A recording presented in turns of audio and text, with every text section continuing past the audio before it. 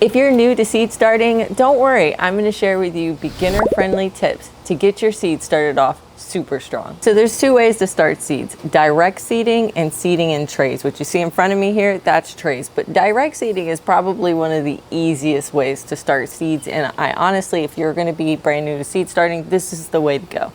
Direct seeding is starting directly in the beds.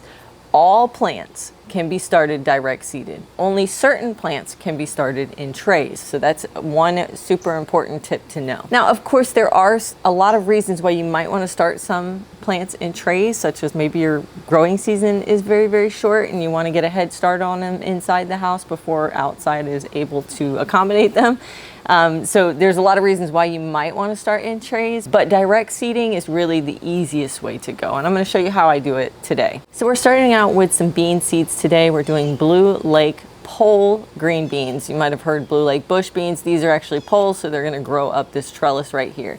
And all you have to do to prepare your soil for starting seeds directly is to make sure that the soil is nice and loose. And I generally like to water the soil before I plant my seeds, just to make sure that there is some moisture already there.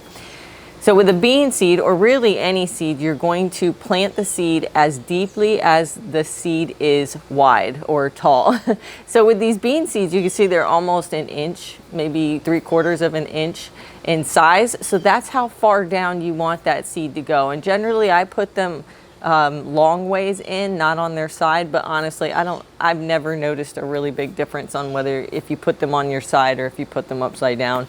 The seed kind of figures it out and flips itself and comes out. So once you have poked a hole with your finger and you've placed the seed down in the hole, you're just going to gently cover it up. I just brush some of the soil on top of it and then immediately water it. It is really all that simple. Now, the hardest part about these particular seeds is you need to keep them watered. And keeping them watered outside versus something like in trays is going to be harder because of evaporation in the sun. So you do want to get out there at least twice a day and water them until you see them sprout. Once they sprout, then you can go to your normal watering schedule. When it comes to starting plants in trays, this is where you're going to be focused on plants that maybe have like a really long window.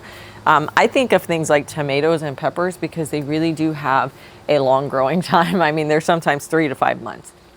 So if you don't have that long of a growing season, maybe you're up north, or maybe you're down here in the south where I am, where it seems like we have a really long growing season, but we really don't. We can't necessarily grow in the winter because of frost, and summer our tomatoes stop flowering because of the heat.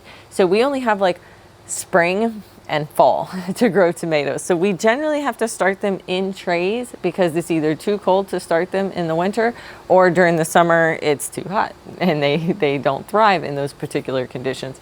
So because I have a short window, or maybe you have one because of the cold, starting them in trays early inside the house or outdoors, which is what I do, I actually start all my seedlings outdoors, will get you a jump start on these plants. But there's a lot of particulars you have to think about if you're going to be starting in trays, whereas direct seeding, as you saw, is very, very simple. Some of the plants that really don't like being transplanted are going to be things like beans, peas, squash, cucumbers, corn, carrots, radishes, and melons. So those guys don't particularly like it. Some of them absolutely hate it. So things like carrots and radishes absolutely hate it. But then there's other ones, like when you talk about the squashes and the cucumbers, that they don't particularly like it, but I have had success, and I know lots of people have had success with starting them in trays and then transplanting them out in the garden. My little beginner tip for you is make sure to plant at least 2 to 3 times as many plants as you want, because some of them will die in the transplanting process. Now, things like tomatoes and peppers, eggplants, they absolutely do not mind it at all. Onions, absolutely love it. They're the best transplanting plants ever.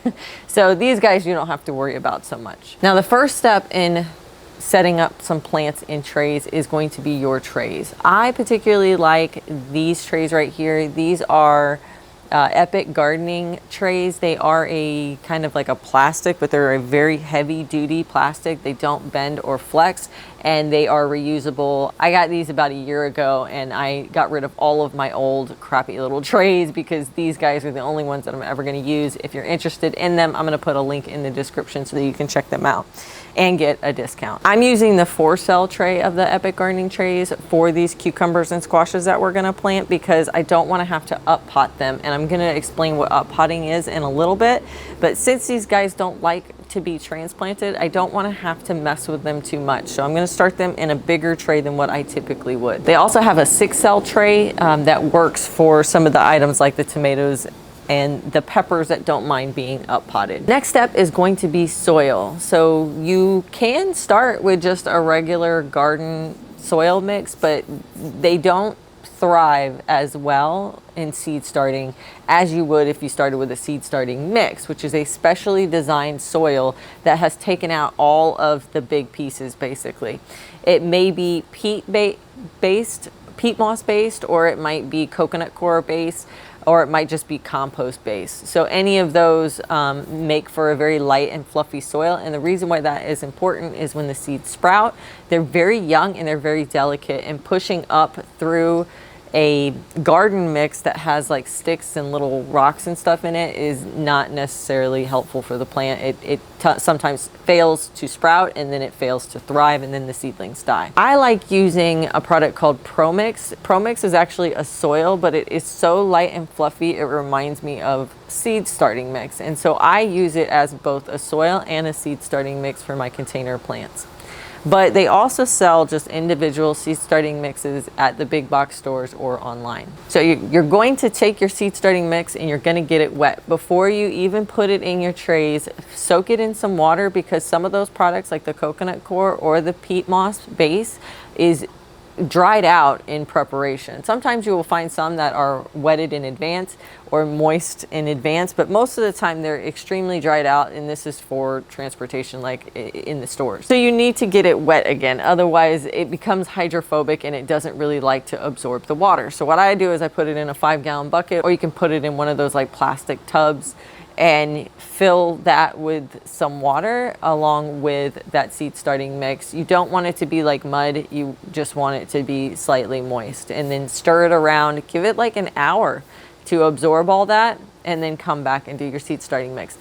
What I do, because I never remember an hour ahead of time, is whenever I buy the seed starting mix, I immediately put it in a 5-gallon bucket and I add some water and I stir it around and I set it aside. And whenever I need seeds, it pretty much stays moist for weeks that way. So once your soil is moist, you're going to put some into the trays, and you're going to press down a little bit because it does get some air gaps down into the bottom of the seed cell tray.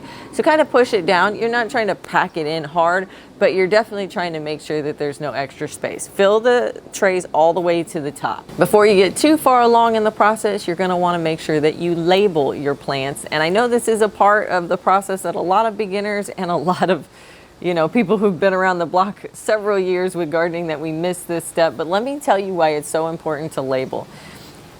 I label with the type of vegetable it is, the variety of the vegetable, and the date that I started the seeds. So the type of vegetable is, sometimes certain plants can look very similar, and so sometimes it's hard to tell the difference between a tomato and a tomatillo, and especially if you're brand new and maybe it sprouted and then it dies later and a weed comes up in its place. Like, you're not going to know these things if you don't know what it is that's in that garden. Variety is important because when you get towards the end of the season, which could be 5 months from now, that this plant does so well, but you can't remember what kind or what variety it was. So it's a tomato that you absolutely fell in love with. It tastes so amazing and it produces great, but because you didn't label it, you can't remember, is it Juliet or is it Homestead? You can't remember which one it is, so then you spend the next several years and many seasons trying to figure out which one of those plants it was that you absolutely loved.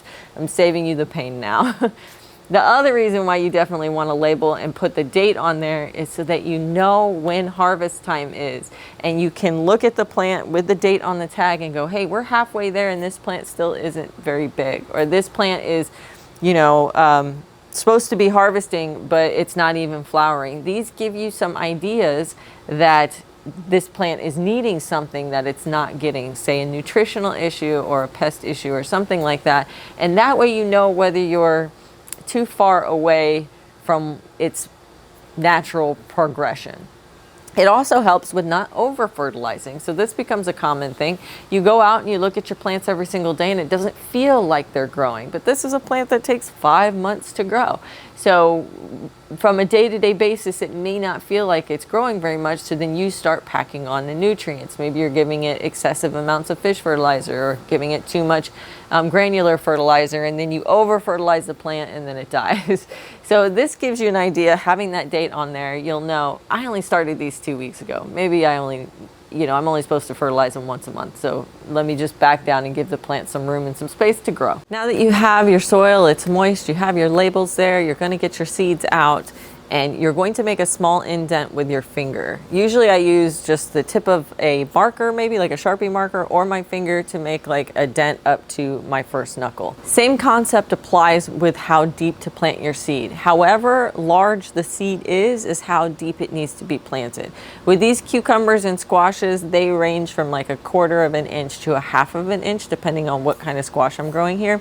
And so I'm gonna put them down that depth. Once again, I don't care too much about, whether I'm pointing it upwards or downwards. You don't have to worry about that too much, but I tend not to lay it on its side as much as I lay it kind of up and down.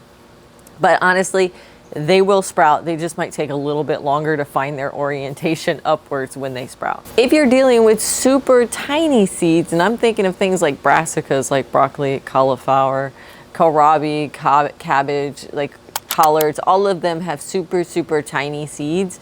You don't even need to really make an indent. I don't even go up to my knuckle in those. I press my finger just to where it's basically like a fingerprint on the top, and then I place the seed there. And when you cover up the seed, you need to cover it up the same way that you do its depth. And let me try to explain that. So if I have a large seed, I'm going to be pretty aggressive with covering it up. I might add some extra soil, pack it on top, because I want there to be enough distance between the seed and the top of the soil as the size of the seed. But when you're dealing with these super tiny seeds, like the brassicas, like we talked about earlier, you don't want to put them down too far, and so you don't want to pack on a lot of dirt on top. So in those cases, if they're super tiny seeds, I sprinkle soil on top as if I'm sprinkling salt on top of my food. That minuscule amount, I mean, to the point that you almost can still see the seed.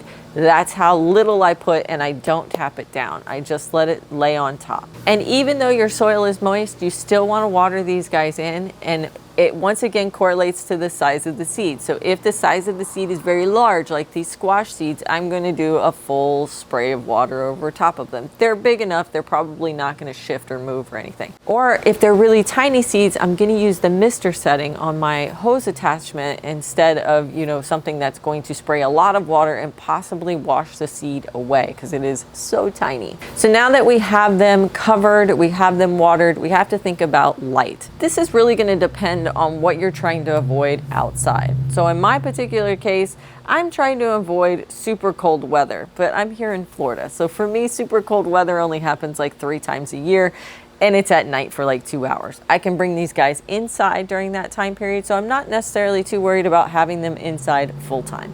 So I put them in full sun. The place inside of my patio deck that's partially covered, so kind of like on the edge, to where the rain isn't going to come down and, drown these seeds, because we get a lot of rain here, but still to the edge where they can get that full sun all day long. And these guys, when they're baby plants, I know they seem very delicate, especially when they first sprout, and it seems like, oh, if I give them full sun, they're going to die. No, they will do absolutely just fine, even here in Florida where our sun intensity is very high. Now, I do change that a little bit when I start moving into summer. In summer here in Florida, or in summer anywhere in the United States, the intensity of the sun is much more intense, and so they really only need maybe 4 hours. But if you're in a nice weather, it's 70 degrees outside, these guys can handle all day long. But when you start moving into the 90s and above, you're going to want to give them a couple hours of direct sun in the morning, and then in the afternoon they should be in a fully shaded spot. If you're growing them inside because of really cold weather, you know, maybe you're up north and you need to start them early because it's still like 30 degrees outside or worse, snowing, you know, those kinds of things, you're going to want to start these inside in trays. Because you're dealing with much colder weather than I am, you may also need to have heat mats, particularly for these plants like the tomatoes, the peppers, and the eggplants that really need some warmth to germinate the seed. Most seeds germinate anywhere from like 50 to 70 degrees, but these tomato plants and peppers, they will germinate in the lower temperatures like the 50s and the 60s, but it's going to take like weeks for them to germinate, and by then the seed might rot in the process. So you do kind of want them to speed up, and that's why a heat mat might be necessary. And so you put the heat mat underneath the trays until they sprout. Once they sprout, then you can take it away. Another thing you want to do when you put that heat mat down is you want to put a humidity dome over the top. It's a plastic covering that goes on top of the seed starting tray. I don't necessarily have to do that down here in the south because we just have extremely humid weather, and since they are growing outside, even during the winter, it's super humid here. So I don't ever have to use a humidity dome, but I know that there's a lot of people in different parts of the country that are in drier climates where you do have to use that humidity dome. If you don't have a humidity dome, you can put some saran wrap, some plastic wrap over the top. And then once again, once they sprout, you take away the heat mat and you take away the humidity dome slash the plastic wrap. You can usually leave the humidity dome on for a few days past the point that they sprout, just to kind of give them a little extra humidity for those first couple days of their life, but you do generally want to get it away pretty quick. Once they sprout, or at least 50% of the seeds have sprouted, then what you want to do is you want to give them light. And this is incredibly important. You want to use a light designed for growing plants because they have different wavelengths. I personally don't use lights, except I have a hydroponic system inside that grows in water throughout our summer when I can't grow lettuce outside. And it has its own set of lights. I love those systems. I actually use them for lots of things, for flowers, for herbs, for regular plants. I start some of the tomato seedlings in there and then transplant them outside. I use them for all kinds of things, but those are really the only lights that I have. But you, if you're starting a lot of seeds, are probably going to want to go with a grow light setup system. You want those lights to be so close to the seedlings that they're almost touching. This is one of the biggest mistakes that people make, where they put, you know, you have the seedlings and then you have the lights like way up here. They need to be close, within inches. Those lights work really well, but they are nothing compared to the sunlight of outside of our actual sun. So they are not as intense or as strong as regular sun is. So you really need to get them so super close that they're almost touching. Within 2 or 3 inches, guys, as close as possible. And as they grow, you kind of lift those lights. So when you're setting up your indoor system, make sure you have the ability to move those lights up and down. Usually there's like a chain mechanism where you can increase them or decrease them based on the links in the chain. That's usually the easiest way, but make sure you have some easy way to do it, because these guys grow fast and you're going to be moving those lights every couple of days to weeks. Once your seedlings have sprouted, that's when you're going to want to start monitoring the watering of these guys. Usually the peat moss base and the coconut coir base soils are very like moisture. They enjoy the moisture. They hold on to it for quite a bit more time than what you would expect. They hold on to it a lot more indoor setup than they do outdoor. So you're going to need to monitor this a little more closely with your outdoor plants than with your indoor plants. Once they start to grow, you want to water them only from the bottom.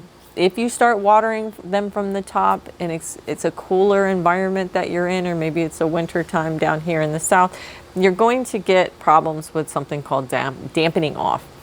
Dampening off is, I believe, a fungal, or is it bacterial fungal? I'm not sure. I think it's a fungal disease that happens when the top of the soil remains wet and that fungal spores get there, and it basically causes the seedling stem to kind of collapse on itself, and then the seedling kind of falls over, and then it eventually rots off and dies. And it will happen to an entire tray of seedlings. It is heart-wrenching. So some ways to avoid that is, one, get the humidity domes off once those seedlings sprouts, because humidity does keep moisture on the top of the soil, so those domes do cause it as well. The other thing that causes it is watering your seedlings from the top. You want to have all your seedlings in the trays with a little bit of a lip, at least a half an inch, and then you water the trays, and then the soil inside of the seed cells will suck up the water into the seedlings. Instead of watering it from the top and letting the water flow through the cell trays, you're actually putting water on the bottom and letting it suck it up. And that works a lot better because it keeps the top of that soil less moist than if you had watered it from the top, and then you don't deal with dampening off as often. Another thing to think about when you're watering your plants is to fertilize them. I like to use Alaska's fish fertilizer. You can use Neptune's Harvest as well. There's a lot of different organic fish fertilizers out there that you can use. You don't have to use organic as well. You can use synthetic, but you want to use a liquid fast-acting fertilizer, not the long-feeding ones, but the fast-acting ones. You want to only use about half as much as the directions. So if it calls for 2 ounces per gallon of water, you're going to do 1 ounce per gallon of water. They don't need to be fed at like this really aggressive rate. They only need to be fed a little bit, but always water them with fertilizer in it. You will see an amazing growth of your seedlings. Seedlings have enough nutrition in their seed to get them started, but after that, they're trying to get the nutrition from the soil. Unfortunately, a lot of seed starting mixes don't have nutrition in them. It's sterile, seed, or it's sterile soil. And so they don't have stuff in it to feed them. So you have to feed them. And this is where you see a lot of people start to have problems because their seeds have like a yellowing, or they start to look kind of puny. They're not putting on leaves. They're taking forever to grow. It's because you're not adding fertilizer. They need to be fed. And especially this is important in a tray situation as opposed to direct seeding. So whenever you water them from the bottom, water them with fertilizer in the water, and you will see an immense growth. Look at these guys. They're so healthy. They're so big. They're so green. They're so leafy. They have thick, thick stems. All of that is telling me that these guys have been fed appropriately.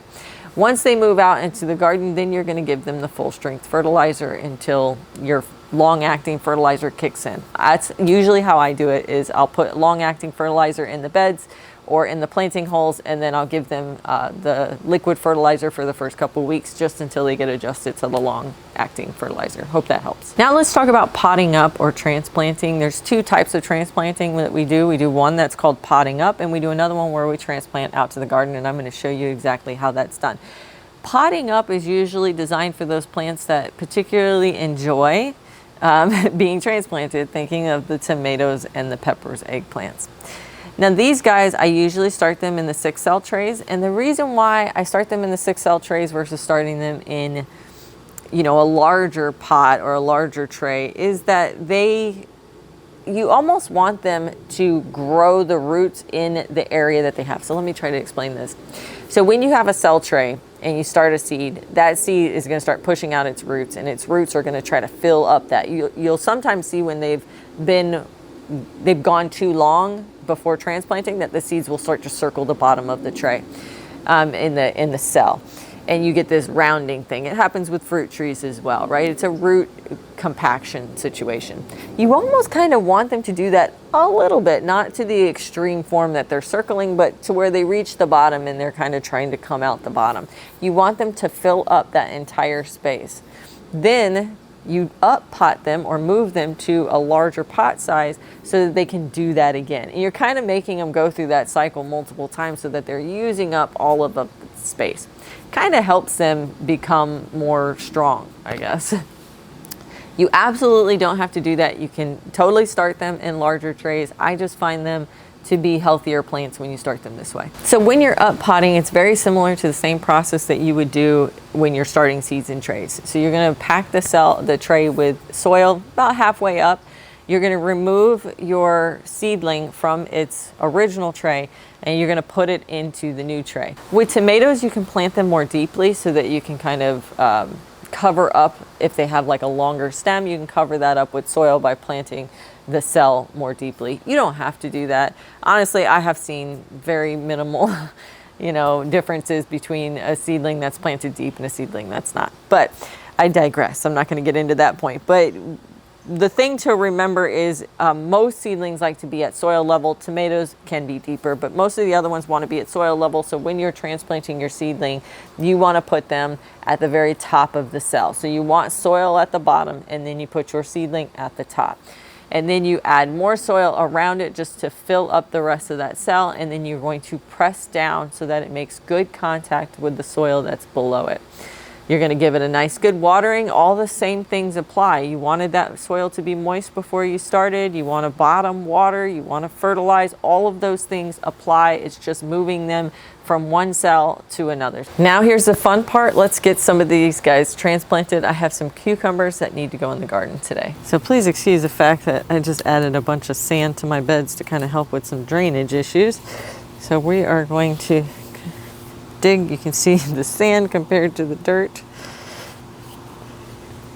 We're going to dig a hole only as big as the seedling is. Now when it's tomatoes, once again, you can bury those deeper, but we're doing cucumbers today. After you've dug your hole, I'm going to use some Doctor's Earth fertilizer, but honestly, any granular fertilizer works. And I'm just going to take a couple tablespoons and put it in there. I am going to kind of work it around a little bit so the roots aren't touching directly into the fertilizer. I'm going to take my tray, grab my label, put that there so once again we don't forget. Then I'm going to pop it out. This is one of the reasons I absolutely love these seed style trays. These Epic Gardening ones, is they have a little hole. Since these plants are so touchy about having their roots touched, I don't want to have to deal with a lot of manually pushing this around. So I'm just going to take my fingers and I'm just going to push ever so gently. And at the same time, I'm going to flip it over and pull it out. And I'm being so careful not to really mess with the roots very much. Do you see how beautiful those roots are? I'm going to explain to you why that is, but let's get this guy in the ground so we're not messing with them too much. All right, so we just tuck them in there. The reason those roots are so beautiful is these Epic Gardening trays has these slits. If they didn't have these slits, it would start to wind around. This is, I believe, called air layering. So basically they're trying to push out into the air versus trying to circle inside. And it really makes for super healthy seedlings. So now that we got him there and he's ground level, we're going to take some of our soil and we're going to push it back over. And then what I do is I do a press, like a nice hard press. I don't want to get the stem, but I want to get, you know, that base of the seedling there. So that way it makes contact with the soil below.